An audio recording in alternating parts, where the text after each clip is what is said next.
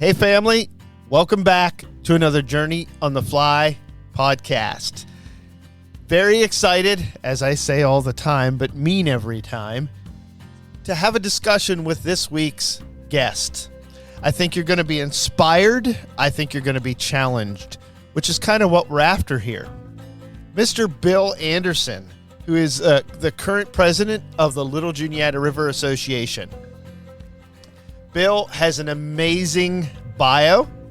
Bill has been the national finalist for the Field and Stream Heroes of Conservation Award in 2014, Pennsylvania Outdoor News Magazine Person of the Year in 2015, and on his accolades go.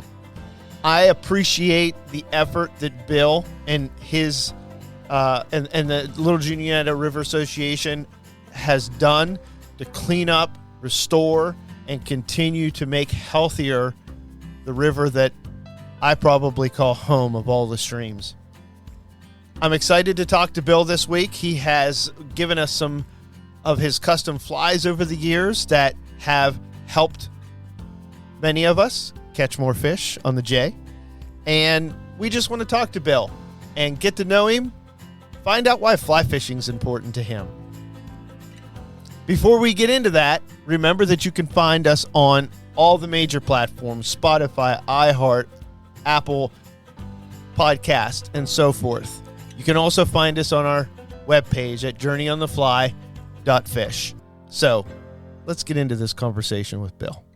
So the first question is one that I think, because I love to read, I don't read broad enough. I read too much technical stuff. I get in trouble from my son with that all the time.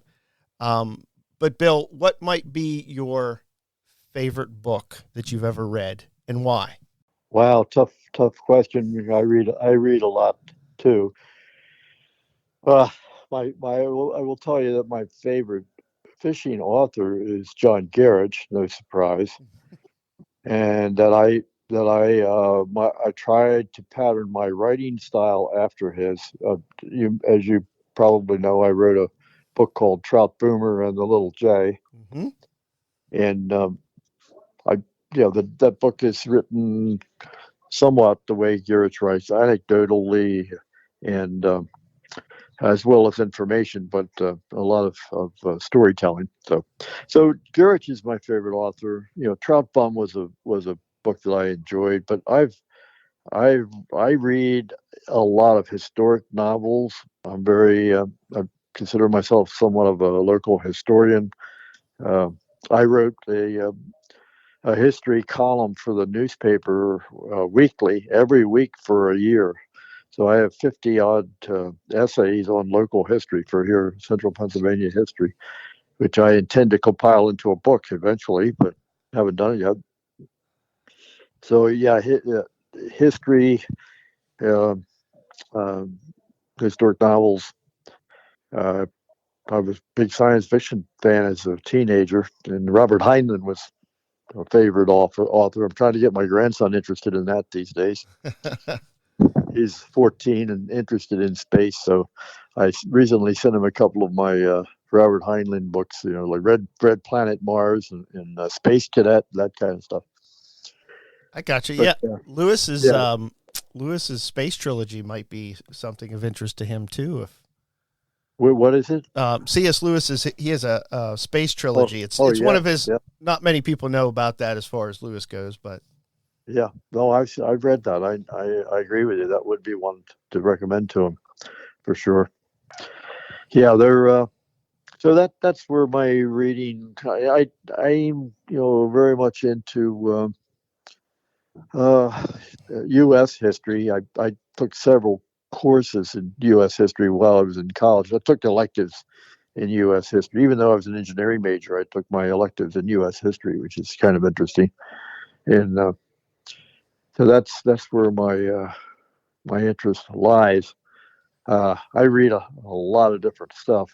I read a lot of nonfiction, histories of presidents, histories of famous people, autobiographies. That's the kind of thing I like to read. But I have a whole room full of fly fishing related books. I mean, more than my wife would even know about, because I don't let her in that room very often. But yeah, I have tons of fly fishing books, which I started collecting in the late '60s, early '70s. So I have the Marinara, classic Marinara books, and Charlie Fox, and such as a Bergman, those kind of early authors and early writers. And uh, so I don't know if that answers your question. It's hard to pick a single favorite book. It's probably whichever book I'm currently reading is my favorite book. No, I feel you on that. No, it tells us a lot about you, and I think it also educates people, like especially the history, because history, unfortunately, for most school age students, even college age students, is something that is almost dismissed as Oh not yeah, being important anymore. And we got to realize, not only do we ride on the shoulders of people that have got us where we are in so many instances, but there's a lot to learn from history going absolutely. forward. Yep, So no doubt. that's important. So I appreciate that 100%. Yeah, my 12-year-old granddaughter, I had a conversation with her recently, and I asked her, the usual grandparent question: what subjects do you like the best, and what do you not particularly enjoy? And she said, I really don't like history. That's my worst subject. I thought to myself, boy, there's some teacher that needs to change their methodology, because it isn't that hard to get kids interested in the historic subjects. It's such a rich you know a tapestry to draw on, that they shouldn't have any problem getting kids interested. But yet they often do, because of the memorization and the rote learning that they promote. Anyway, maybe she'll change her mind. And then on the other hand, I have another granddaughter who is just turned 13, and she says her favorite subject is history. Oh, nice. So it really, I think, depends a lot on the teachers that they run into along the way. I know it did for me. My favorite subjects tend to follow my favorite teachers. That's interesting insight, because it's probably why I struggle with liking math, because the teachers that I had I think they didn't do a good enough job framing it correctly. It was more of just learn this to get a grade to move Yeah, on, rather yeah, than how important math really is. Honestly, how beautiful math really is in some right. respects. But Yes, yeah. It is sad that I mean, it's very meaningful that we have to have teachers who love to teach and who are good at it. And I don't think large salaries are the answer at all. The people who are really good at it aren't that concerned about the salary. But it's got to be adequate, but it doesn't need. I don't think you could buy the talent necessarily, the kind of talent that's needed to engage kids. that's a great point. I'll have to share that with my wife, because she actually teaches public school, but not as a public school employee. She actually teaches through the social services, and Oh, really? Huh. yeah, she, Interesting. Yeah, my wife was a school teacher. Uh, she she taught physical education and health to middle school kids, fifth through eighth graders, and and she has substituted in all subjects along the over the years. Going back to she substitutes. She used to be pretty funny, because she would substitute for an English class, and she would take her Acme Thunder whistle with her from the gym class. And it's amazing how you can get the kids' attention with a surprise blast on a whistle. It worked for her for sure, oh, that's good. especially if they're starting to nod off. Oh, well, speaking of education, you were the first in your extended family to graduate high school, and Yes, you went on to get degrees in mechanical engineering and business. correct. How did Yeah. how did your upbringing kind of shape your work ethic and those goals? Well, it's an interesting thing. I was uh, how can I say this? I was in multiple schools. We moved around a lot, all within Newcastle County, Delaware, but we moved from place to place with my father's job. And my father, I now know, had post traumatic stress Mm. from World War II. Of course, I didn't know what to call it in those days, and he he could not find himself, keep a job, had rage. Anyway, we moved around a lot. So I was in well, let's see, I was in 5 different elementary schools. So I was always the new kid, and we often moved in the middle of the school year, so I didn't know anybody. So I had to become self-reliant and self-contained with myself because I made always managed to make a friend or two. In fact, I usually picked either the biggest kid in the school because I was little and I needed protection from the bullies, or a couple of occasions, my friend was the son of the corner store owner because that was a privileged kid in our neighborhood. If his parents owned the store, he got all kinds of goodies that we couldn't afford, like free food.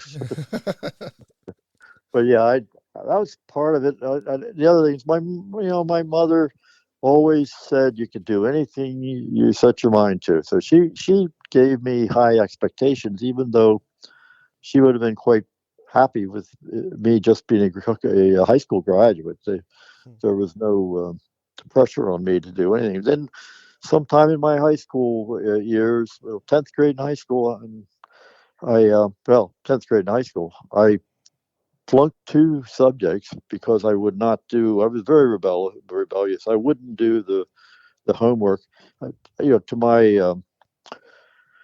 it was very hard to do homework. I had a very disruptive home life. I had two older sisters who both got pregnant early and brought their kids back home. My father worked 2 jobs trying to keep all of us fed and clothed.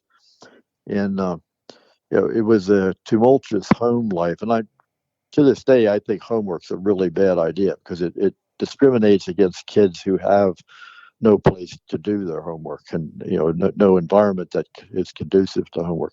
I really think it should be the work should be gotten done in school, even if you had to add another hour at the end of the school day. I would do it. But that's my personal uh, feeling. My wife doesn't agree with me on my schools, my attitude toward school and homework and such. But yeah, so I had to entertain myself. I read a lot. I became a really avid reader, and I would just escape into my books and read. I was not really a nerdy kid, I guess, but I was small. It wasn't very athletic.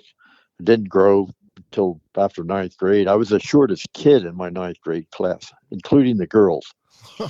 So, then I started growing, but yeah, I was real. I was small. So I had to talk my way out of things, and you had to be clever. And I think it's really intelligence is something that saves a lot of kids. I think if you're smart enough, you can take the negative examples and work with them. I had plenty of negative examples in my life. Parents who smoked heavily and father who was an alcoholic until I was about 12, and then swore off of it and stayed off of it. But he till I was about 12, he was an alcoholic, and again left over from his 17 years in the army, right through World War II, and he was in the Battle of the Bulge, Oh wow. and he saw a lot of combat, never talked about it, kept it all bottled up, and again, a smart man who never dropped out of school in 8th grade to help support his 4 brothers. He was the oldest of 5 brothers in the Depression, and bagged coal for 50 cents a day. Try that sometime. Where Yeah, so my dad was smart though. He could do anything with his hands. Yeah. I remember holding the light for him while he changed a carburetor at the side of the curb in the wintertime because we'd never had a garage. So he did all his own car work. It didn't matter what it was. He would change brake shoes and water pumps, whatever, right at the curb. And and he was a plumber. He did all his own plumbing, all of his own. He was even a bit of an artist. He did some art. And so Wow. my dad was in any other life other than the Depression years that forced him out of school. I'm sure he would have gone on and done some really impressive things. But he was in the Army from the age 17 till age 34. He was in the Army. Hmm.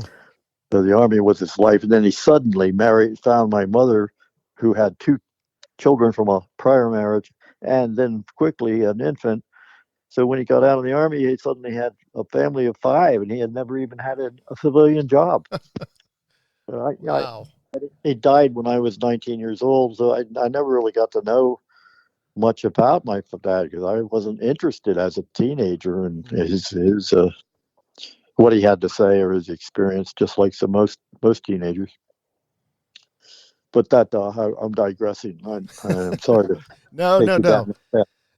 Don't apologize. That those insights are helpful. One of my big passions, two of my big passions are fatherhood and our servicemen and women.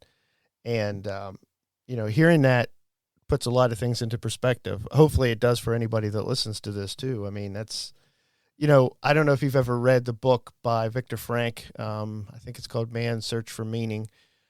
Frank was a psychiatrist before he was taken into concentration camp as a Jewish person, and then the book was kind of written. And story doesn't go into graphic detail, but it was kind of, he came to two conclusions among others that were in there. But the two main conclusions were, when people go through very hard times, and I think most of us would agree that Jewish concentration camps were very hard times. Yeah. Okay. Well, you had the choice to either take those struggles and all that went with you and ask. I think he formulates a question. He goes, "What did suffering want from me?" Where he became a greater person of character, moral character through it, where he saw other people just go so far downhill that, sure. They were attacking their own people there. And there's a lot to be said that when you go through hard times, what kind of person you choose to come out on the other end of that, to use those positives, as you said, and work through them and find a good in them and something like that. Or,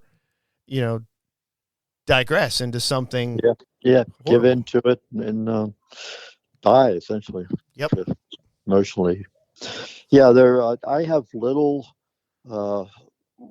sympathy for people who do not overcome their adversity in their life.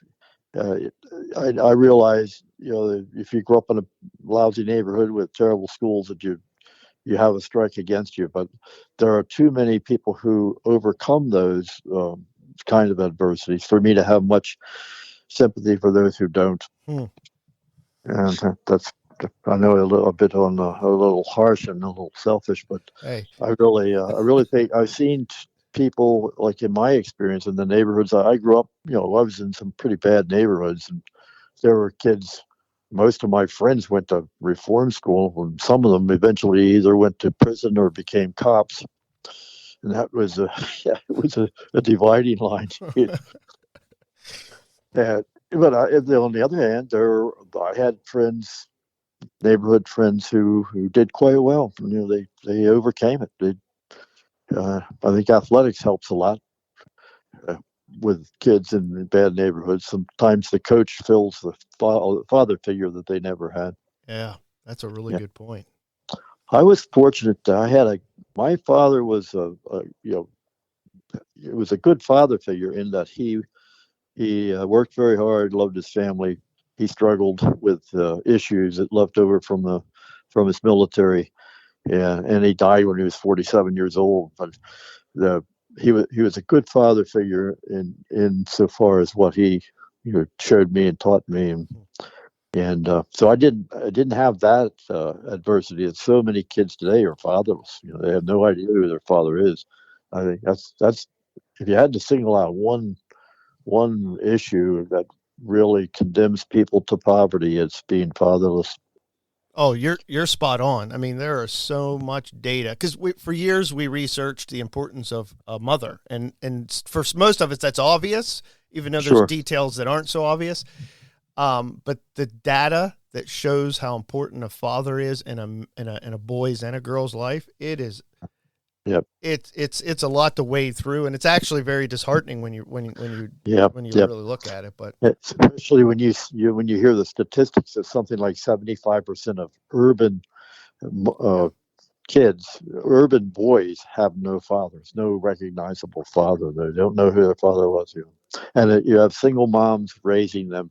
And I raised two boys and a girl, and I've watched others raise their boys and their girls. And I am convinced that when young boys become 13 years old and that testosterone kicks in, if they don't have a strong male figure in their life, their chances of them succeeding become really slim. It can be an uncle, can be a coach, but it's far better if it's a father. very true. Uh, it just mothers just can't handle what a boy full of the emergence of his hormones is going to make him be a risk taker and a envelope stretcher, and that's just the way nature intended it. Far more than girls. All you have to do is take a look at the prison population. Prison population is 95+% male. That should tell us something. Yeah, it should definitely be making us ask questions from Yeah. home and all the way to the top as far as that Yep. goes. It sure points out the difference between males and females in a societal sense. The male animal is far more likely to be willing to take the risk involved in committing crimes over women, over females. So we digress again. Sorry about that. That's, I guess that's how good conversations should go. Very philosophical this morning, and you're leading me. So. Yeah, I am. So you made this transition. You went to school. You were chief operating officer for quite a while, and then you pivoted into conservation and entrepreneurship. So, Well, I retired. well, yeah. Well, you retired. My version of retirement. My wife and I get in this argument all the time. She wants to retire and travel. I said, retirement to me is doing other things. Probably more than I did when I'm, be working if I make it that far. Right. So retirement was kind of the catalyst, but what kind of, from your business background, did any of that kind of play a role in what you went forward with in the conservation world and even in, entrepreneur? You had a fly shop, you had a coffee shop. Yeah, it all worked together. I set out when in life. I remember in high school, I asked my guidance teacher, when junior year, I guess it is, they start talking to you about what you're going to do after school. Well, I had blown my index anyway in 10th grade when I flunked two classes and had to go to summer school because I wouldn't do the book reports I got A's on all the tests, but I wouldn't do the homework and I wouldn't do the busy work. I just didn't. I rebelled against it. But anyway, by junior year, I had a couple of friends who were going to go on to college to Delaware, to University of Delaware, and that's really what sparked my interest in going on to college. Is my buddies were going to go, and they all looked upon me as someone who should be. I was would have qualified for a national merit scholarship by my test scores, but my grades were such that I couldn't get any kind of scholarships. My cumulative grade, senior year, I got on the stick and I got I did really well in high school. but prior to that, I didn't really care. I if I liked it, I did it. If I didn't like it, I didn't. I was very a kind of kid that teachers didn't like very much, probably. But yeah, I had two very good friends. They're still my very good friends. We went on to college together. One became my roommate. The other uh, is close. Known him since 10th grade. We talk even now once a week. We hunted deer together. The three of us, we hunted deer together from the time we were 17 until a few years ago. Wow. Over 60 years, we hunted every single deer season together. And they live in Delaware, and I live in Pennsylvania, so it's not easy. They're 5 hours away. But yeah, those guys. One of them is super. Uh, he was tremendously motivated to do well, and he wasn't the greatest student, but he worked really, really hard, and I saw that. They were both wrestlers, and of course that requires dedication as well. But he would get up at 5 a.m. and take extra credit physics classes in high school, and still couldn't get above a B in physics, whereas I did next to nothing, and I always got A's. So it was but he set an example. His desire was just very inspirational. And my other friend was also a wrestler, ended up being a state champ, in fact, in his weight class, and went on to Delaware. They both wrestled in college, and that friend went on to University of Penn, got a physical therapy degree, ended up, he and his wife, with their own physical therapy business for 45 years, has since retired, and very successful, big beach house and the whole 9 yards, and deserved it. But both boys were from the same kind of working class family that I grew up in. There was no, but they were instilled with desire to get ahead and do things right. And some of that rubbed off on me in my late in my high school career. And but to get to your point, I asked the guidance counselor what she was trying to guide me. I guess that's what they do. I said, who makes the most money? My question was, who makes the most money? Because I had been poor all my life. My family was pretty poor, and I mean, we sometimes heated our house with a gas stove, with the kitchen range, because we couldn't afford coal. That was the kind of poor we were. But at any rate, who makes the most money? She told me engineers make the most money right out of college. Their salaries at the time was like $5,800 a year, right? Which equivalent to today would be about like $80,000 a year. But you take just the time value of money, the index of the inflation over the time. But at any rate, so I said, okay, that's what I am. I'm an engineer. I'm going to be an engineer. I was good in science and math. She said, "Oh, that may be something you could do," and so that's what I did. I thought for a while I wanted to be an astronaut, so I enrolled in the mechanical and aerospace. Mechanical and aerospace is what my mechanical engineering degree reads. It's mechanical and aerospace. Wow. I don't know where the aerospace part of it came from. I never really got any aerospace, but so that's what I did, and I ended up dropping out of school my junior year because when my dad died, I went home to support the family, my mother, my sister, and their two children, and so that changed things. And then I did get back to school, and then I got another degree. And that after I got married, my wife was a teacher, so I quit a job and went back to school and got my business degree. That was after years later.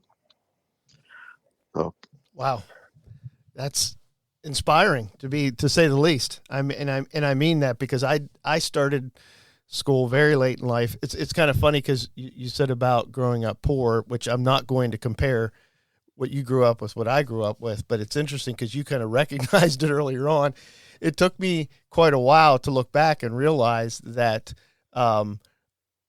everybody that was kind of bullied and made fun of at our school were kind of what we would consider trailer trash. And I look back, and finally one day it dawned on me. I'm like, oh, we were trailer trash. Like, we lived in a used. My mom and dad got married young. I was at the wedding, but in my mom's womb, and he sold his equipment that he had at the time and bought this used single wide trailer, and we lived in it for many, many, many years. And it was kind of falling down around us, and it just never dawned on me. I guess my parents, either I was totally oblivious, which is probably what happened, or my parents just did a really good job of it. Just didn't. We didn't feel that way. You know, we weren't eating the crumbs off the floor. But it took me a while to realize that. And then by then it was, you know, my pursuits in education had nothing to do with money. They were all about passions, but nevertheless, appreciate you sharing that. So we'll transition a little bit into, let's talk about Bill's relationship with the Little Juniata. It seems like it's a pretty central part of your life. And what is it about that river that's so special to you? It started when I was probably 12 or 13 years old, and walking to the Brandywine River, which runs through the middle of Wilmington, my hometown, walking to the river every day to fish. And I met a man on the river who was had been in the Air Force, and I learned later that he had some emotional or psychological problems and had to leave the armed services. I don't know what the conditions were, but he fished every day, and I took up. His name was Jim Colatriano, and Jim taught me to fish. My dad was never had time. First of all, he was working two jobs to feed us. But Jim taught me to fish for smallmouth bass in the Brandywine River. And Jim Coltrano always referred back to his hometown, which was Huntington, Pennsylvania, and the smallmouth bass that he caught in the Juniata River. So that's where I first heard the name Juniata River. I was 12, 13 years old. It took on kind of a mystical place, you know, where you could catch any numbers of bass. And here we were fishing the Brandywine River in the middle of Megalopolis down in Wilmington, Delaware. Yeah, we caught some fish, but Jim always made the Juniata sound like a magical place. So then I don't know, I met Tom Crawford, who he and his wife moved from where I live now. They still live like 2 miles from where I am now. But he moved down to Delaware, the two of them as newlyweds, and we met them. We were newlyweds, and he was a school teacher, and she was a nurse, and here I was an engineer and a school teacher. And Tom was from Sinking Valley here in Pennsylvania, grew up on a dairy farm. And I met Tom. My wife came home one day from school early in her first year at a fancy public school in North Wilmington, the most prestigious public school down there. She was there because they paid the most money, and so was Tom. He was there because they paid the most money to starting teachers. And they were both boys' gym teacher and girls' gym teacher at the Alexis I. DuPont School. So she came home one day and said, there's a guy at school who really wants to hunt ducks. He's never shot a duck, but he'd like to hunt ducks. Well, at the time, I was a duck hunting fanatic. I mean, when I had gone back to school, and I arranged all my classes so that I could hunt ducks 3 days a week. And also at the time, I was interested in the environment.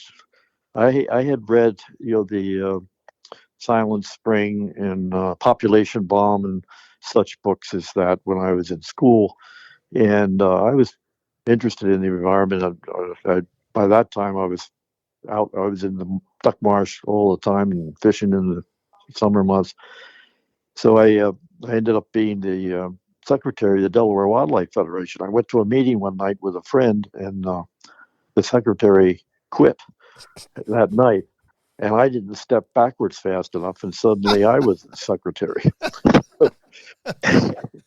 And so I ended up being the newsletter editor and secretary of the Delaware Wildlife Federation during a time when the Clean Water Act was being proposed and discussed and eventually passed. 1971, this would be 71, 72. And the Wildlife Federation was very involved in that, and so was I. And in fact, I helped lobby for what they called the Coastal Zone Act in Delaware, which prohibited heavy industry along the coast. The oil refinery energy companies had bought up thousands of acres along the Delaware coast, which just happened to be my duck marsh where I like to hunt. So I was very interested in preserving and protecting the duck marshes. So I I was writing a weekly newsletter in the Wildlife Federation newsletter, and usually I wrote up on one or the other of the duck marshes that I hunted in. I was doing a survey of duck marshes, which but anyway, that's how I got into the environmental side of this as an early participant in the Delaware Wildlife Federation, and then I met a person named uh, Ted Harvey, who was the founder and president of Delaware Wildlands. It was a private, or pardon me, a nonprofit group that funded purchases of land using primarily Ted Harvey. It turns out was married to a DuPont person, and he had uh, connections into big money. So what they would do is, if a piece of marshland came up for sale, they would buy it and then hold it until the state could appropriate the funds and then sell it to the state. Oh. And and so I got involved with Ted. He kind of took me under his wing. We did all that kind of uh, work in Delaware. That was all while I was in my early 20s, I guess, that was taking place. And I was going to school at the same time, of course. And that's where it all dumps into, right? I mean, we're Yeah. talking. I mean, it's that Chesapeake Bay area is. I mean, it really is the telltale for so much, especially Pennsylvania. I joke with my clients when I'm trying to explain safe wading to them. I said, listen, I said, if you do fall in, I said, you're okay. I know where you'll end up. The Chesapeake Bay. Well, Conowingo Dam is probably going to catch your dead body. Yeah, probably. But yeah, and in fact, I knew the Chesapeake really well. My fishing buddy and I, when I was in fresh out of college and working, I ran into met a fellow who at Hercules. I had a night job at Hercules Incorporated down in Wilmington as a lab technician, and while I was still taking classes, and Joe and I fished and hunted all over the Delmarva Peninsula, all the little ponds, every piece of brackish water. I had a 17-foot Grumman canoe, and we paddled that. We pushed it into every finger of water we could find, ponds that nobody knew existed. So I was protective of the bay, of the Chesapeake and the Delaware Bay, but the I had a duck blind with another guy on the Chesapeake at Chestertown, Maryland, and just before I moved to Pennsylvania, in fact, we had a blind for several years right out of Chestertown. But so I feel protective of the bay. I know where the silt and the pollution comes from, and I set about mostly selfishly trying to improve the Little Juniata. Selfishly because I wanted to fish it, and I saw it as a mecca for me, a place to go and catch. Good Lord, there were wild brown trout, 10 minutes from my friend's house. When I visited with him up here, Tom, we fished the Little Juniata as early as 1969 together. So I knew what was there. And of course, at that time, the paper mill was still spewing its filth at Tyrone. And the river would run purple and foamy, and it was a typical paper mill effluent. But still, there were wild trout. Any place a tributary came in, there for a little distance downstream, you could catch wild trout in the Little Juniata. And there were some hatches, for sure. There was a Ricophilia caddis, green rockworms were prolific. In early years, that was the only dry fly I had to carry was a green caddis, green body caddis size 14, size 12. And that hatch was on from April till June some years. Wow. And we would see them. They weren't always prolific, but it was a very dependable bug until the bug kill in 1997 wiped them out. We do not have that hatch today. We have many other bugs that we never had, but the green rockworm is no longer in the Little Juniata, at least not in the from Tyrone downstream. That's interesting how resilient those insects were with the pollution that was there for so long, and then the kill off, and now they're virtually wiped out. That's interesting to me. Well, there was a shift in species for sure. The Little Juniata River Association was formed specifically for the purpose of monitoring the resurgence of the insect life in the river after that kill in 1998. And that's how it got to be. Okay. And for the first 3 or 4 years, the only thing the Little Juniata River Association did was bug kicks. They had 8 different stations that they were doing bug kicks every spring, every year in April, and comparing to see what was happening to the insect population. How did it rebound? Which species came back first, second, third? And we wanted to be sure that if we ever had another bug kill, we would know more about what we lost. We really didn't know because there was no baseline, no background information about the insect population in the river prior to that big kill. So that's the genesis of Little Juniata River Association was the pollution event in the early spring of 1998.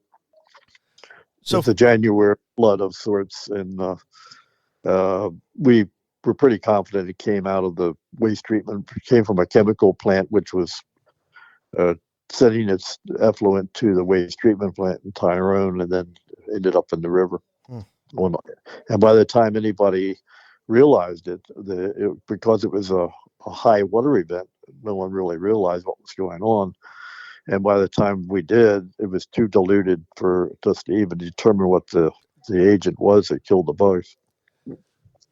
Interesting. So that was the bad news. And you've been president or part of for about 18 years now, the Little Juniata River Association. Yeah, actually, this is the 20th year. 20th year. Yeah, wow. When I retired in April 2004, I was already a member of the Little Juniata River Association, but the organization had been dormant for several years. And as I said, it was only intended to monitor. At that point, it was just to monitor the bugs, the insect life. There was no the bylaws and the mission statement was just to monitor. And so when I retired in 2004, I knew that I wanted to do something to preserve this river and make it better.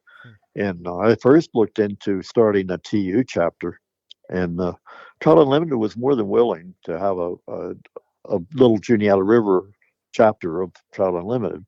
At the time, we had Blair County chapter, but it was all of its activities were centered on the southern part of Blair County, as they still are. They still are. So then I looked into the Federation of Fly Fishers, FFF, and in fact, for some years they treated me as the president just because I made an application for a chapter. they were sending me letters addressed to the president of the Little Juniata River chapter of the FFF. So I finally had to write them back a letter because I didn't want to be, I just didn't see it as being very genuine to be accepting that title when I was not. But then what I realized was the LJRA was already formed, was a 501c3, had all the documentation, and heck, the logical thing to do was to just take that organizational outline or shell, which it was at the time. They haven't had not even had a meeting for a couple of years by the time by 2004, having formed in 1998. Yeah, so what I did is I got a small group of the former member or the members together, and we rewrote the bylaws to include not just monitoring but protection and improvement. So our mission statement now is to monitor, protect, and improve the Little Juniata River and its tributaries. So it's so much more encompassing. So we rewrote the bylaws, started having regular meetings, and the the bank account that I inherited, there was about $1,200 in the bank that it was left over from when they first formed. A guy named John Pascavage and his wife were the original uh, founders of the in 1998, and he had pulled together a few others. Mark Nail, you might know Mark Nail's the writer for Outdoor News. Mark was one of the original members that got together and founded LJRA in '98.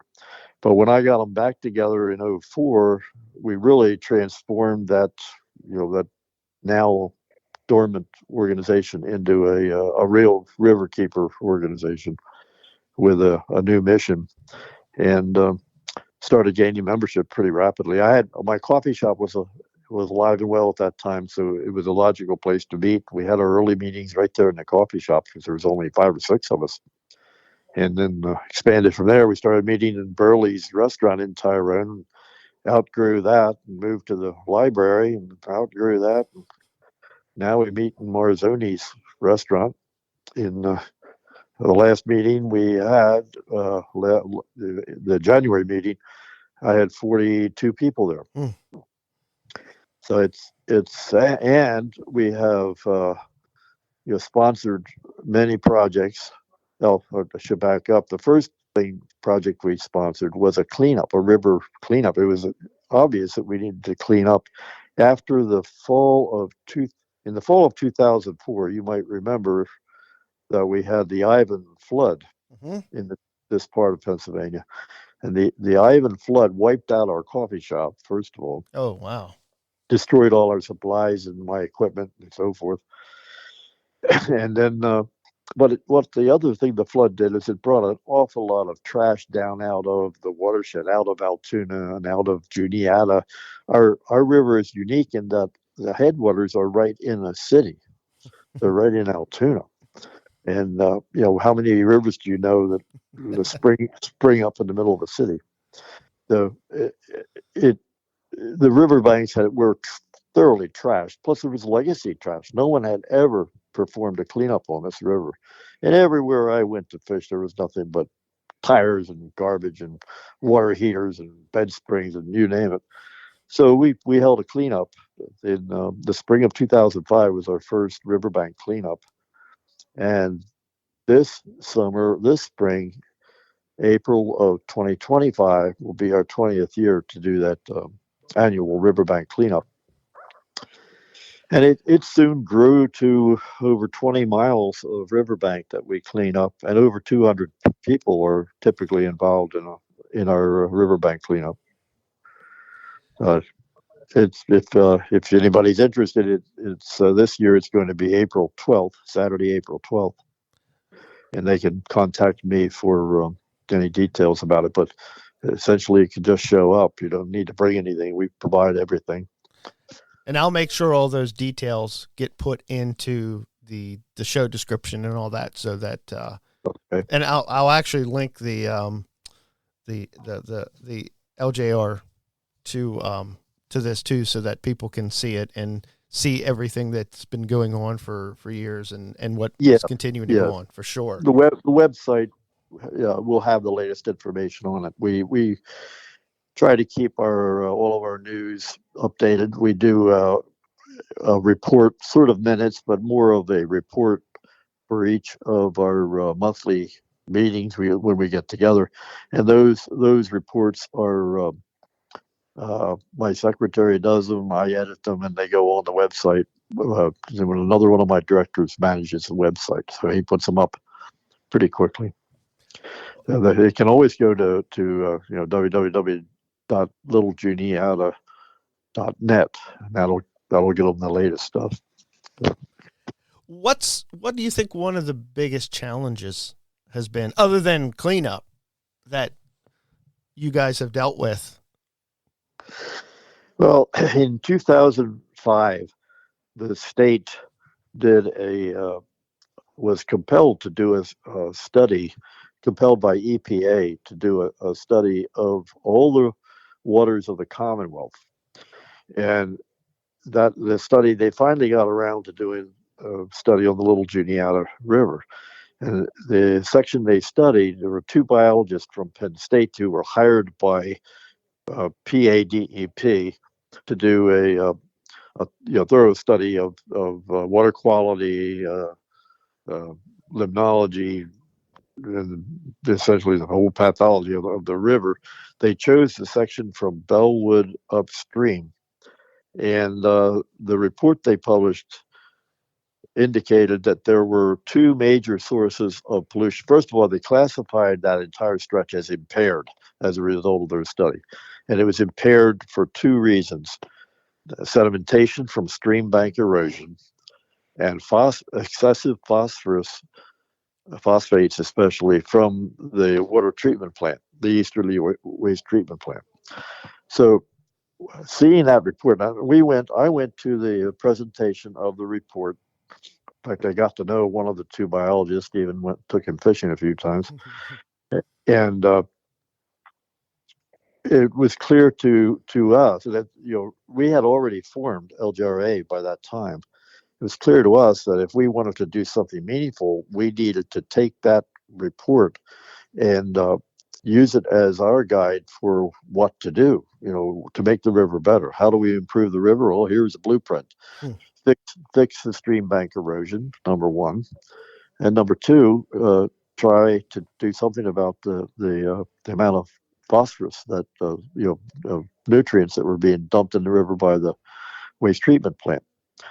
So we started off, we walked the riverbank essentially from Bellwood upstream, and we marked all the sites where we saw significant erosion, bank erosion, since that was identified as the major source of sedimentation was eroding banks.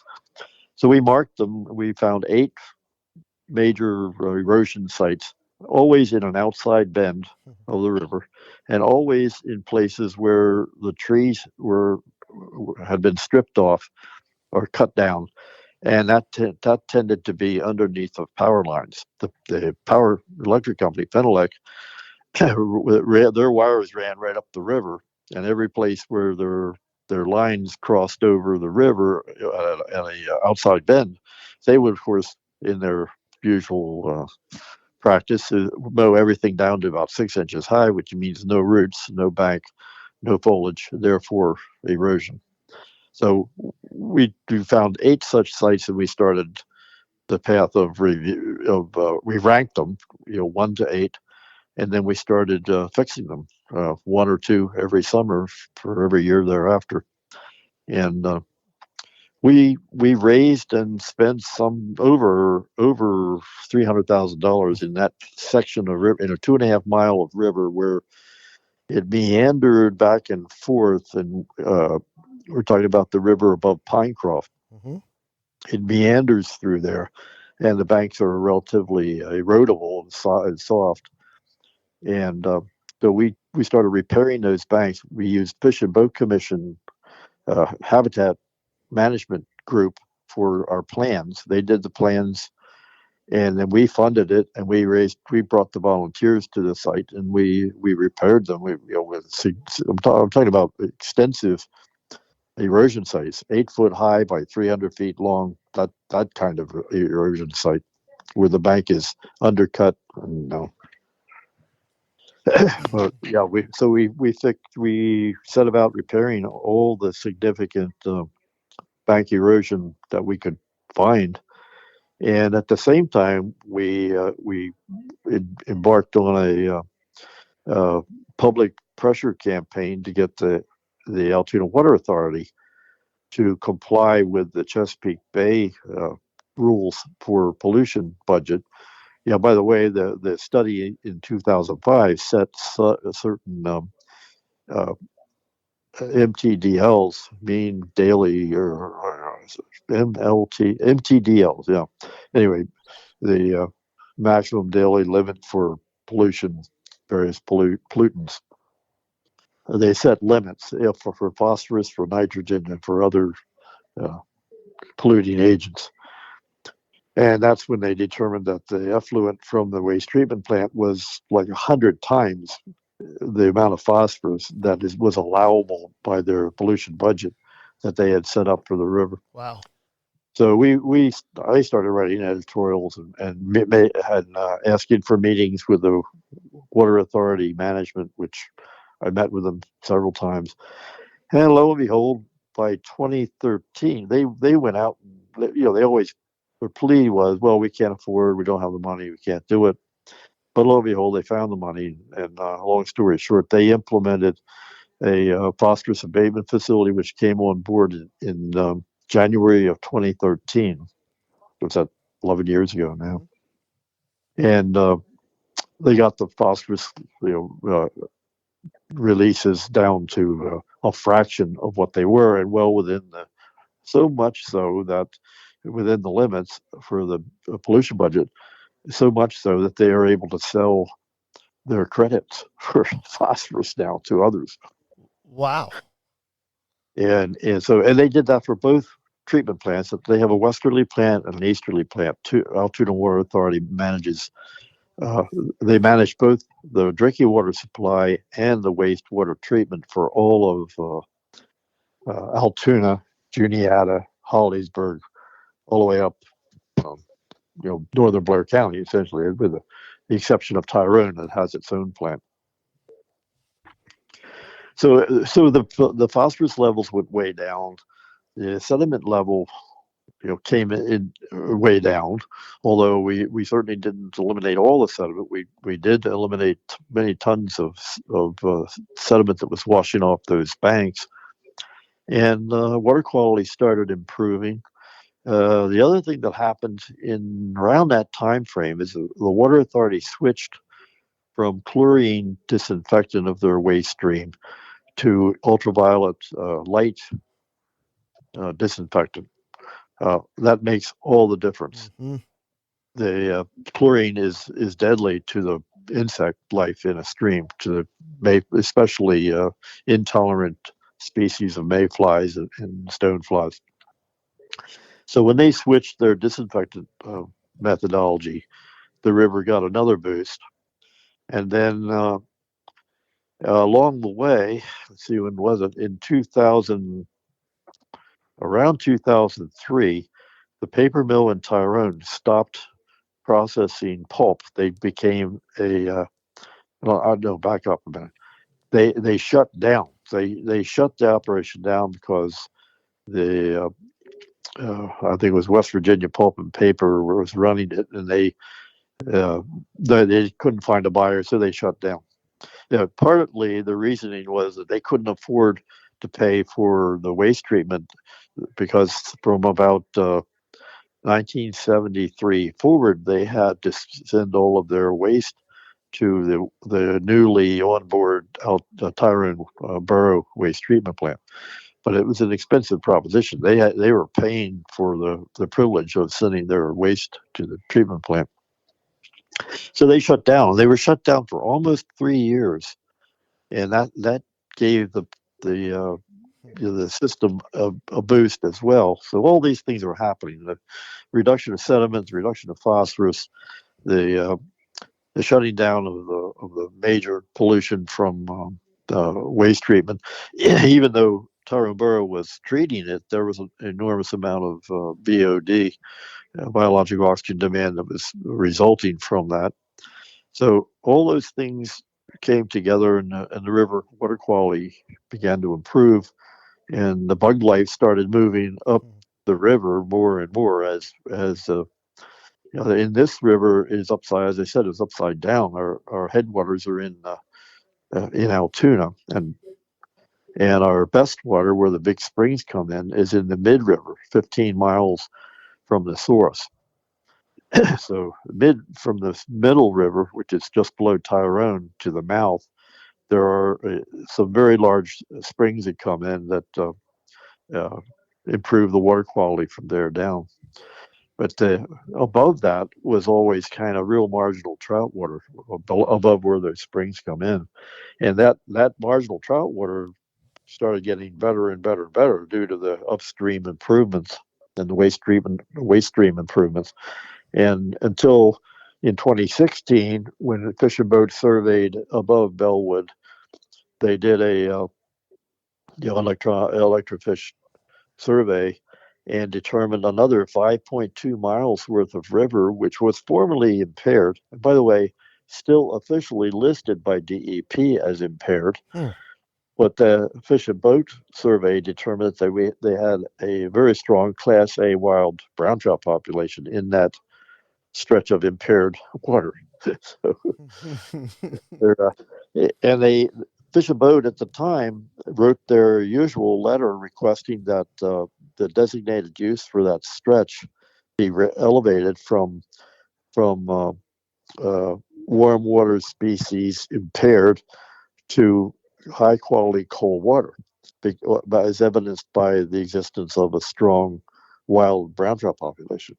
And that letter has never been acted on. It's still sitting on the bottom of somebody's pile down Harrisburg, which is a scandal that I bring up every time I talk to the DEP or a Fish and Boat. It's a total scandal. There's a huge pile of unacted on requests from Fish and Boat that used to be routine. We got two of our tributaries, the Kettle Creek for one, not the Kettle Creek up north, but Mm-hmm. Kettle Creek, the brook trout stream that flows into Altoona, and also Sandy Run.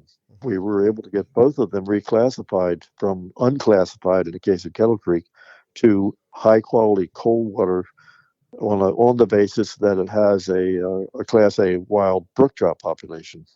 And I sent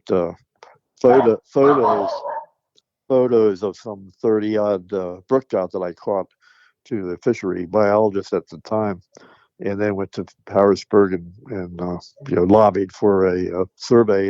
And in 2006, they did a survey and found a Class A wild brook trout population, and it got relisted, upgraded on the designated use list to high quality cold water. And I might say just in time, because there was a development company that was going to put 1,500 houses in that watershed, and based on the upgrade and the added protections for Kettle Creek, that they called it off. Oh, they they got saved. I often say that we saved their butt, because it was 2008 when they were doing this. Oh, And if you recall what happened in 2008, I do. we had a pretty severe housing recession and difficulty and almost a depression. But anyway, they would have been building those houses, bringing them online just about in 2008, which they didn't do because of our of reclassifying Kettle Creek. And Sandy Run likewise was never classified until they surveyed it, again in 2006, and found to be a Class A wild brown trout population and a very important nursery water for the wild brown trout for the river. Mm. And then we worked hard to get Sandy Run protected. The water, the land around Sandy Run, the headwaters. The headwater is actually like Penn's Creek. It comes right out of a cavern, a broken cavern, full blown trout stream.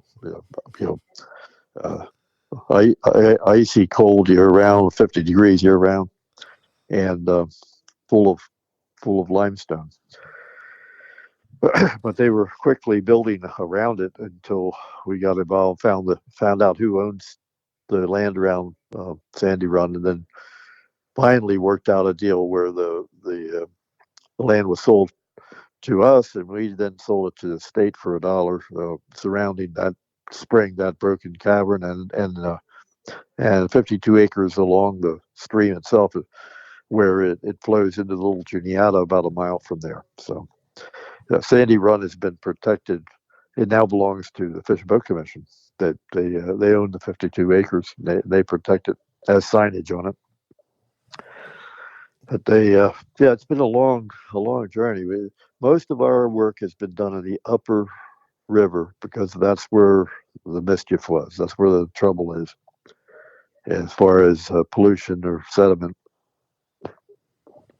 And everything's downstream anyways. I say that metaphorically, but I say that also because this is an example of why I think it's important that anybody, including myself, listens to folks and organizations like the Little Juniata River Association and how much effort, patience, time has to go into seeing things restored, because there's such a balance there, or I'll go as far as to say a fine tuning in nature that something could very easily offset it, but the implementation of the bureaucracy and all that's probably what takes the longest, gathering money, but the implementation of a lot of these things aren't that sophisticated. Like riparian buffers are not the most sophisticated thing in the world to understand and put in, as long as you have the funds and the people.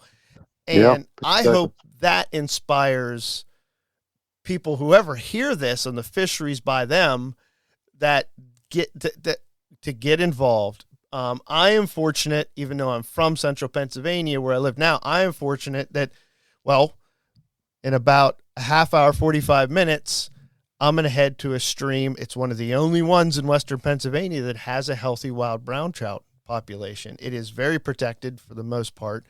The upper portions of it were easy to access over the years, and a lot of people took fish that changed what's there and what's not there.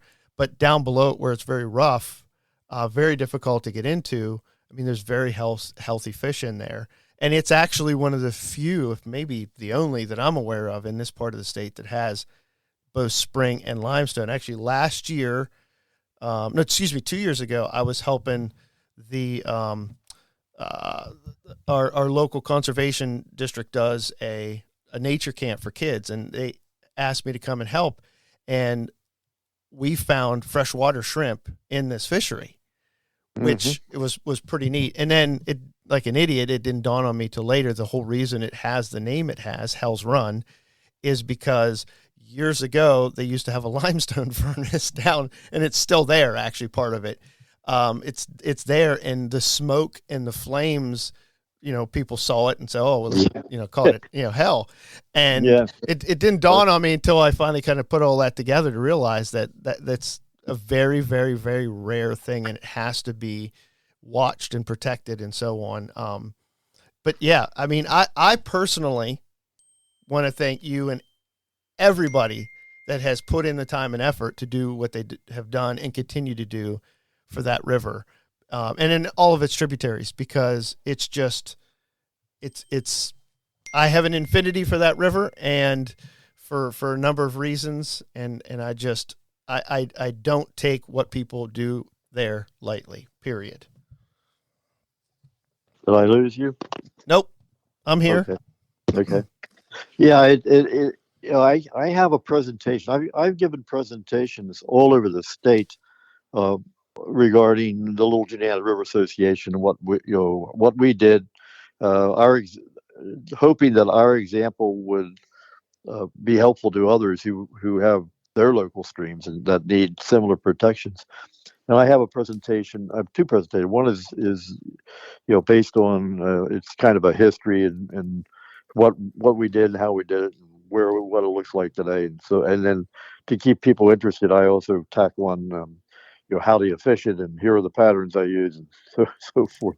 But I also have a presentation on it's kind of a motivational presentation for those who would like to do something similar. And I it doesn't take long. It's like a 30-minute presentation, but yeah, it's really a step-by-step process for if you have a local stream that you'd like to uh, protect or convert from a put and take fishery to a wild trout fishery. And I'm convinced there are many waters in the Commonwealth that could be wild trout fisheries that are not, just because no one is looking after the cold water and the shade and the protection of the from pollutants. And and I would hope I'd like to see our fisheries management people in the state and Fish and Boat Commission spend a lot more of their time and effort on improving habitat so that wild trout can exist, as opposed to growing hatchery fish and dropping them in. And I preach that sermon to anyone who will listen. And I have those two presentations that I've given. I've spoken to at least half the TU chapters in the state, everywhere from Philadelphia to Uniontown, and all the way up to to Erie, from Erie to Muddy Creek in York County. So I've been all over the state giving those presentations, mainly to TU chapters, but also fishing clubs, private fishing clubs. Uh, some in New York and some in Delaware as well, but mostly in Pennsylvania. But yeah, it's a process. I think when you asked earlier, how did my management career help or guide or influence what I do in the environment? It's really the organizational process is not that different, and the motivational process is not that different.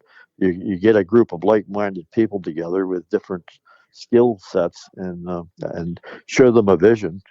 Develop a vision. What do you want it to look like? What can it possibly? And we have a clear vision statement for our river that looks out. Yeah, some of it's pie in the sky, but yeah, some of it has that was we thought 15 years ago was pie in the sky is now true. Is now the reality on the ground. And we constantly review that vision and keep people. We have a couple of principles. One of my personal principles is to always do the next thing next. Otherwise, have a priority. Act with priority. Don't just do things because they're nice to do. Don't just put that rain garden in because it's easy. But go find the action and the activity that will have the largest impact on your watershed and on your stream, and do that. Do that first. Go after it. And just because it's hard, don't shy away. Because just like getting the water authority to implement phosphorus abatement equipment. Uh, that I'm battling a windmill right now. I feel like Don Quixote. The Altoona waste treatment plants are both the large waste treatment plants are CSOs, combined uh, system outflows. And when they say combined, they're combining raw sewage with stormwater. And the bad news is there are some 35 different municipalities in Pennsylvania that have these CSOs. They're legacy systems, and every time it rains hard, they are required to bypass the waste treatment facility completely because they can't manage the volume. Therefore, the raw sewage now, totally untreated, both industrial and domestic, goes directly into your receiving stream, bypasses the waste treatment plant and goes right into the stream. In the case of Altoona, they're dumping millions of gallons of raw sewage into Little Juniata River every year. Every storm event of more than a half inch of rain results in filling up the 1 million gallon storage tank that they have, which is what they call their first flush tank, and it fills in an hour and a half in a downpour. Wow. And then you're bypassing the waste treatment with raw sewage, and you'll see tissues and tampons and turds floating past you when that's going on. You don't want to be in the river during a higher water event. And of course, their claim is that the dilution becomes the solution. And I don't buy it because all that garbage is going to the Chesapeake. Yep. and all of that is adding to the eutrophication of the bay, for sure, and the lower part of the Susquehanna River. And even if it isn't killing the trout, it's certainly not doing the overall ecology of the river any good. So, yeah, there is a battle to be waged in the state of Pennsylvania against these old legacy combined systems. By contrast, Tyrone built a new waste treatment plant in 1973 on the heels of the Clean Water Act of 72, and they were required when they built that plant to build it in such a way that they separated sewage from stormwater. And they had to have a plant capable of taking all the domestic and industrial sewage that was, you know, foreseen to be coming to it. And so Tyrone Waste Treatment Plant does a wonderful job. The treated wastewater is actually inhabited by a lot of fish, but not so in Altoona because of the combined system outflow flush after a rainstorm just completely pollutes that upper part of the river.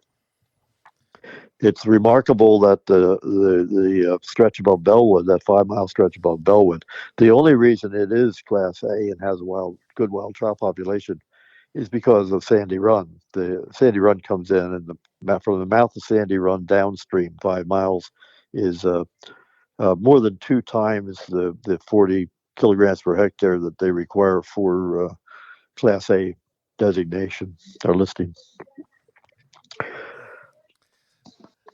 Man, so you've got me thinking about something now, because the one Trout Unlimited, and God bless you if you're listening to this, that I was involved with, the solutions here were pretty much just put more fish in the stream. Part of that is, and I'll be very clear and honest, or part of that is just lack of funding and lack of volunteers.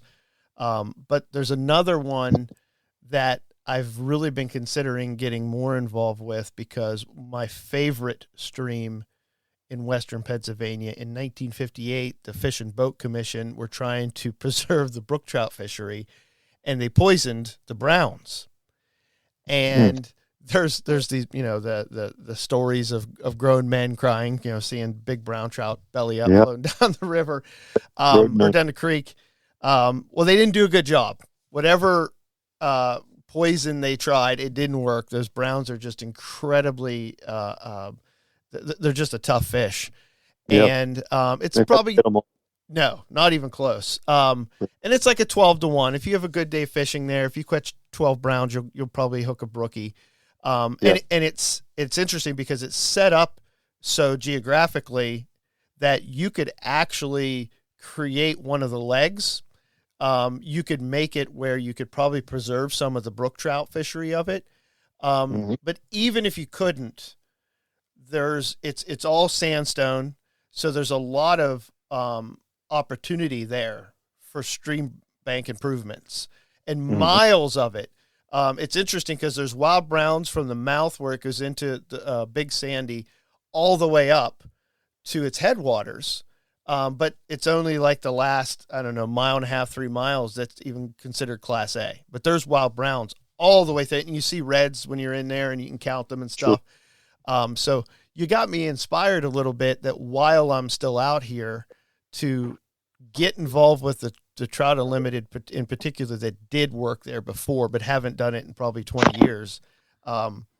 Because they're kind of little and they don't have much, and I think they're always kind of tagging along with another organization. But there's a lot of potential there to actually improve a stream, and it's got so much access on it. Actually, large parts of it are owned by the state, and they're in preparation to close down a psych ward that's there. And all that property is just going to be, it'll still be owned by the state.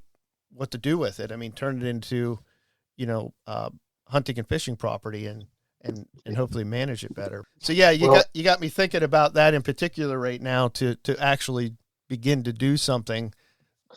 Well, I guess I prefer the private nonprofit organization as opposed to Trout Unlimited, because TU has become a national organization with national goals and national influence on what you can and can't do. There's just too much bureaucracy to suit my independent nature. So I would certainly suggest a specific watershed group for that particular stream and just focus on it. The other thing we do, I said that we had some guiding principles, one of which was priorities and doing the first thing first. The other principle is that we focus. We don't get distracted. We only work on the Little Juniata River and its tributaries. There is a great tendency for people to easily get distracted and spread out, and start to run through the woods with the board sideways instead of on end. You won't get very far. There are too many trees in the way. So yeah, I often say that we have blinders on. We do not get distracted into working on other places and other watersheds. But that's not to say we won't lend our expertise and our knowledge to other groups who like, for example, I've met with and talked to the Mishannon group. There's a new watershed group up here on the Black Mishannon. And they're just forming. There were just three guys who wanted to get together and try to eliminate the AMD in a stream that could be and should be really a great trout stream, and it has no fish in it. Yeah, you can't survive because of AMD. Yeah, and that's doable. I mean, there's a stream in Potter County. I was told that it's been years now, and every single Sunday there's a couple guys that go out there and they're putting limestone into that system to keep it going the way it is. I mean, there's probably other things that we can do, but until the stream kind of takes over or the acid resides somehow, that it's doable. It's something we can do. Well, and there's tremendous funding available for AMD solution. There's a lot of money available out there. I don't know how long it's going to remain available, but at the moment there's still plenty of funding available for mitigating AMD pollution, especially in Pennsylvania, and also because of the history of mining. All that stuff is coming from our history of deep hole and strip mining. But yeah, there you can do it. It can be done. And the other argument I always hear everywhere I go is, well, where do you get the money? Where how do you get the funds? We don't have the funds. I see that as a totally vacant. It's vacant argument. There's any worthy project you have, there's funding available. It's just a matter of finding of having first a clear idea what you want to do and make sure you're going to do something that's visible and physical and not just doing a study. It's hard to get money just to do studies, but we've never had any trouble with funding. We funded a project over here in Bellwood for this coming year. We hoped we could get it done in October. It's a tributary called Bell's Gap Run, which is a trout stream in its own right, that's coming through the little town of Bellwood, and they are working on a trail system that goes along the river. I've been a member of the original committee, and in fact, I helped them with the original land purchase, finding the right pieces of owners and properties. At any rate, we have a project there where the stream is coming against a bank and there's erosion potential. So we had Fish and Boat come last mid-year, and do a plan for us. They've done all of our planning for zero, no money, cost nothing to have Fish and Boat do a good plan. They will even put it in the final condition necessary to make the application to DEP. And what they turn over to you is pretty much what you need to go seek funding from, whether it's a private foundation or a state grant or a federal grant. We get a lot of private foundation grants when we go for them, like the Foundation for PA Watersheds has been a partner on a number of our projects, and they've never denied any funding we've requested. We recently got a $20,000 grant for this little project in Bellwood, and it's sitting in the bank. They sent me a check about 2 weeks ago. Now we have to delay till June because we couldn't get our permits from the state in time to do it before October 1st. So now we have to wait till uh, after the winter and after the spring stocking season is over, because the lower end of this stream is on the stocking schedule. So we can't work on it until mid June. But you never think that you can't. You have to raise. You don't have to do donut sales or banquets where you auction things to make money. We've never done any of that. Mm. There's plenty of funding available. You just have to go looking and be diligent about it, and use the state facilities, especially their habitat management guys. They're very good, and it's a small group. There's only 3 people, I think, but they're very good, and they come out the day of the project. They're there to supervise it, and heck, we've done a dozen projects with Fish and Boat over the last 15 years. That's encouraging. Well, because you're the kind of guy I think I can literally spend the entire day talking to, let me ask you kind of 2 more questions and come to a close. So Okay. Let's talk about the fruit of the labor, right?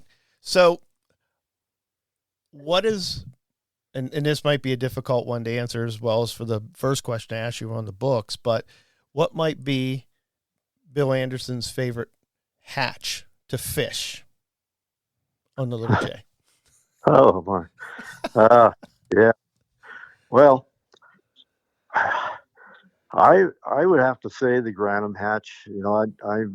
People often tell me, our Granum hatch happens in mid April. It can be as early as the last week of March. It can be as late as the last week of April, but typically it's around the middle of April. And the people always say, "Well, I can't seem to catch them on the surface. They're rising everywhere. I can't catch them on the surface. I have to use wet flies or nymphs or whatever." Mm-hmm. I don't find that to be the case. If you present the right dry fly, you can catch them on the surface, and that's what I like to do. That first, again, I was like the same with books. The hatch I like the best is the one that's going on right now. As of, believe it or not, the last 10 days, we've had daily afternoon midge hatches on the river with dozens of fish rising to the midges. I guarantee you, if I went down there, well, it's a little early, but if I go down there anytime after 1 o'clock today with this sunshine, there will be many fish rising in the long, flat pools. And they're mostly ignored in the winter months. Of course, recently, you remember about 10 days ago, we had some really bitter cold, Yes. negative numbers. I left my house, it was minus 6 degrees at 6 a.m. I went to town, and on my way back from town, I crossed over a bridge, and I can't cross a bridge without stopping and looking. Look off the bridge, and there are trout rising everywhere. And there's shore ice that goes about 6 or 8 feet out from the shore on both sides of the river. But right below the bridge, and in only like 18 inches to 2 feet of water, there's all these noses and all these fish clearly visible. I did some video. In fact, I'll send you a video if you want to see it. Please. But the air temperature at that time when they were rising was 15 degrees. It had been minus 6 in the morning. It was 15 degrees. And those trout were sticking their nose up into that 15-degree air to eat midges in the middle of the afternoon, 2:30 in the afternoon. So from 1 o'clock to about 3 o'clock, we have midges. So right now, that's my favorite hatch because that's the one that's happening. The first good hatch of the year in the river is early black stonefly, the Taniopteryx, which is a size 16 black stonefly. And we usually see that by the end of February, March timeframe. And I've often fished that while there was snow, it was snowing at the same time. But usually sunny afternoons over 40 degrees in mid-late February, you'll have those early black stones jumping around. I have a great pattern for that I developed, a fluttering stone flat pattern. And then followed by our spring olives. We have wonderful olive hatch in March that, again, doesn't get fished much. But, anytime the river's in decent shape and you get some warming trends. I used to think you had to have a warming trend for midges. I know better now. Coldest day in 10 years, and there they were. They were feeding on midges. And then, of course, right behind the olives are tan caddis, and then the granum caddis by mid-April, followed by any number of the tan caddis hydropsyche type species, or so, of which there are 4 or 5. Plus there's a tiny little sister caddis, which is an important bug. But there's hatches going on all the time, and if you know where to look, it's not throughout the river. They are, they're heavy in some areas and not others. And now in recent years we've had a pretty decent Hendrickson hatch on this river, which is little known by people. And last year the Hendricksons actually were emerging with the granums in mid-April. In fact, early April. We had Hendricksons the first week in April last year, which is very unusual. Usually they follow the granums, and then you have sulfurs in early May. By the 9th or 10th of May, we have the big sulfurs are going to be on the river. That's the hatch that everybody gets excited about. There's a big yellow bug. Everybody can see it. Fish eat them big time. And but we have gray fox, and we have we have just about all the eastern hatches, to one degree or another, are on this river these days. We have March brown gray fox. I call them March browns on this river, but you might call them a gray fox. They're the same bug supposedly. And as you might gather from what I'm saying, I like to fish dry flies. Doesn't mean I won't fish nymphs or streamers or wet flies, but if I can find rising fish, I'm going to fish dry flies. And I don't care if they're eating midges or butterflies. I'm going to try to find a way to catch that rising fish if I can. And when I guide people, and most of my guiding, in all honesty, are new LJRA Platinum members. We give away a guided day on the river with every Platinum membership. And so I end up guiding the new platinum members every year. Of course, I have to have my guide license current, and I still have some clients that I've had for 20 years who still come and fish with me every year.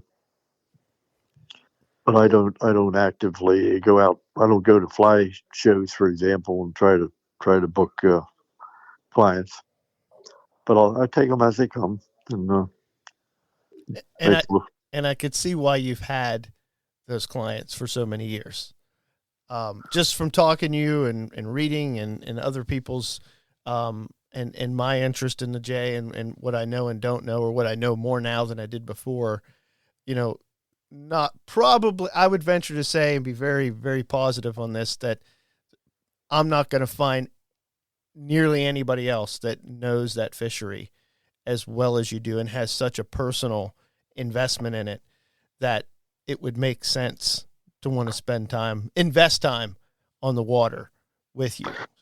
Well, there are some other good local guides. I mean, I'm not the only one, but there are no other good local guides who have been doing this for 45 years. The other new member with new LJRA members, every new member, I give them a half-day river tour. If they're fishermen, and they're not all fishermen, but if they're fishermen, we focus on places to access the river and places to fish. But if they're really interested in environmental issues, then I take them to all of our projects and show them the projects that we've done, and we go from the headwaters all the way to the mouth, 32 miles of river in that 4 to 5 hours of time frame. And every new member gets that, whether they're an annual member for $60 or a platinum member for $600. They're and by so doing, I teach myself too because I'm on the river a lot, and I only live 10 minutes away from both the upper river and the lower river. I live right in the elbow, right in the corner. Where if I go in one direction, I'm on above Tyrone, and if I go in the other direction, I'm below Tyrone. So I both people always say, where's your favorite? What's your favorite stretch?" And my answer is the best place on that river to fish is wherever you are when the fish start eating, because they're in every foot of the river. That's proven by that survey in 2016 that found of 89 kilograms per hectare of wild brown trout in the formerly impaired stretch above Bellwood.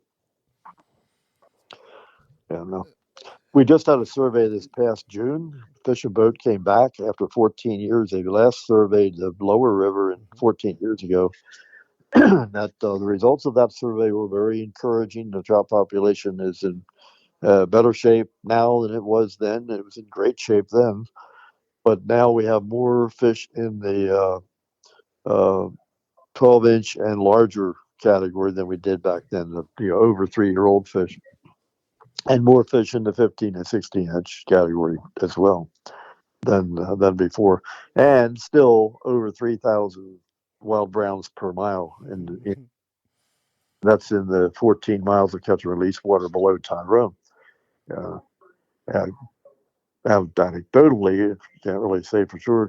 They haven't surveyed all of it, but we believe that the entire river is Class A, and you won't find any stretch of that river if you survey it in the time in which the trout are there, and they aren't always there. They move around a lot. Then you're going to find a Class A population wherever you go, and plenty of water that rarely gets fished, particularly in the upper river. Do you have a particular trout story, whether it was you or a client, that kind of sticks out above the other ones? Oh boy, how much time do you have? Well, we have a tying class here in my house every Tuesday night, where 10 to 12 guys get together. We call it bourbon and bugs. And we tie my patterns. We don't tie anything else, just my patterns that I've developed over my years of fishing. I figure they can go buy anything else they want. They don't have to. Uh, they can't buy my patterns, so they come here to learn to tie them. But at any rate, we tell stories, and the fishing stories abound in that group. Some have been coming for up to 15 years. This will be my 20th year for my Tuesday night tying classes. Every Tuesday night from January until Easter, from New Year's to Easter, we do every Tuesday night. So if you want to hear some trout stories, just come join us one of those nights. All right. But your a couple of things occurred to me. I can tell you this is going to be the year of the cicada in our river. It's 17 years ago, 2008. We had a periodic cicada, and I fished the one in 1991, 17 years prior to that. So this will be my third cicada hatch that I will have fished. But I'll tell you a story about cicada fishing. I was guiding two guys from the Pittsburgh area, in fact, and I had them up in the junkyard stretch on the river, below Tyrone. And I was with one client. They were both kind of a little better than beginners, but not much better than beginning fly casters. And I was 60 yards away, and the guy upstream starts hooting and hollering. I see his rod is bent double. And so I quickly make my way up there through the brush and along the not so easy shoreline to wade. And I get to him, and I see a big golden flash down below. He's bringing this obviously heavy fish in, and I'm thinking, holy moly, that's a monster trout. Well, that monster trout proceeded to jump. It was a 3.5 pound smallmouth, and we do have a few smallmouth in every large pool on the river. Not a lot, but there's a few smallmouth, and they do grow pretty big at times. So we see them when there's a shocking survey. We'll knock a bass now and then. But yeah, he was disappointed. I wasn't. I thought, gee, this is great, because I had never seen a bass that large on the river at that point. But that cicada hatch brings up all the big fish. In fact, I was also on the lower river down at what we call the bus hole down below Barre one day in the middle of that cicada hatch in 2008 with a fellow named Bill Voigt, and we were fishing. We were having a really hard time keeping our dry fly cicadas, away from the carp in order to trout. There were trout cruising around with these big carp, and the carp were more aggressive and would swim faster than the trout. Of course, when you hooked a 15-pound carp, you're now out of business for about 15 or 20 minutes. And in the meantime, the big trout are cruising around sucking bugs down. But the beauty of that catch is it's the middle of the afternoon. They don't get going good till about 2 o'clock. So I'm looking forward to my third cicada hatch. Yeah, that's got to be an exciting time coming up But for sure. Tomorrow night in the tying class, we're tying cicadas. We're tying my cicada pattern that I developed back then. It's a fluttering pattern. It's a little more fluttery and more wing to it than most of the commercial patterns out there. Because I noticed that they mostly ate that bug when it fluttered. As soon as it opened its wings and flapped, then that's when the trout would eat them. Oh, so, interesting. You have to have a pattern you can twitch. So I tie them with the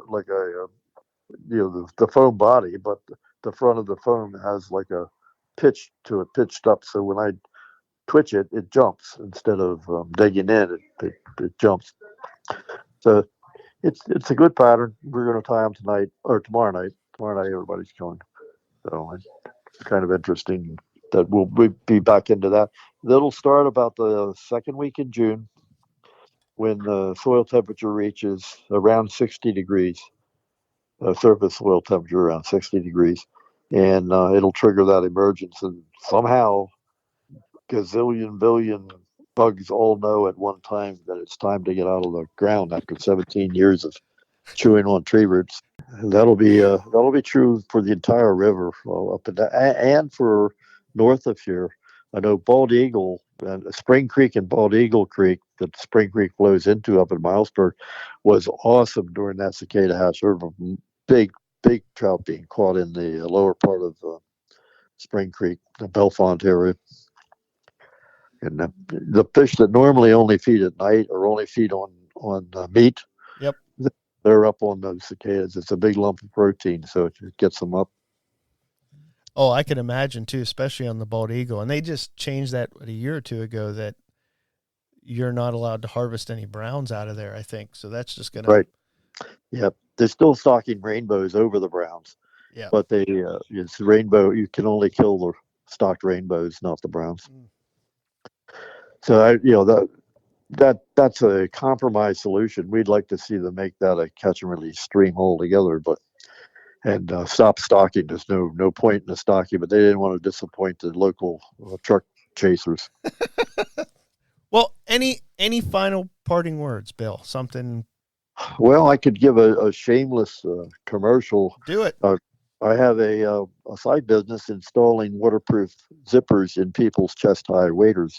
I call it my EZP zipper, and I do it year-round. So the way it works is you ship me your waders, I'll install the relief zipper below your belt, and I ship the waders back to you. And then never have to take anything off to take a leak. You can drink 2 cups of coffee and 6 beers, and still function without running into the bushes all day long. And with dignity, I may say, because my solution was just wearing Depends. Yeah, but you still have to if you've got a pouch on a waist, pouch or anything, and you still have to loosen your belt, and you still have to pull them down. I mean, I put zippers in the waist high wading pants all the time. In fact, I have a pair of Sims wading pants with one of my zippers in it. It's still a lot more convenient, not as much so as chest highs, of course. But yeah, I've done hundreds of them. This will be my 9th year of doing zippers, Wow. and I have one for a TU chapter out your way, Ken Sink chapter. You know, did you ever hear of the Ken Sink chapter? No. Yeah, they're at TU. I donated a zipper installation for their banquet last year, and the guy that won it brought me his waders about a week ago, and he's gonna pick them up tomorrow. But yeah, I do donate zipper installations for TU banquets. If the TU chapter is somewhere up nearby, I'll donate a guided day also. Like for Spring Creek chapter, and John Kennedy chapter, I usually donate a guided day on the river. But I do that. I also I sell my flies. My website is troutboomer.biz. I think you saw it there. Yep. And there you can go to place an order for zipper installation or purchase flies or book a guided trip. There's my my shameless commercial. And I will make sure everybody has access to all of that information in all the show notes and stuff like that as well. Okay. Yes, that's for fair sure. enough. And if you get out this way, Adam, give me a buzz. We can maybe hook up for a little time on the river or lunch or something. You know, every single conversation that I've had since I've started this small venture has been significant and an honor.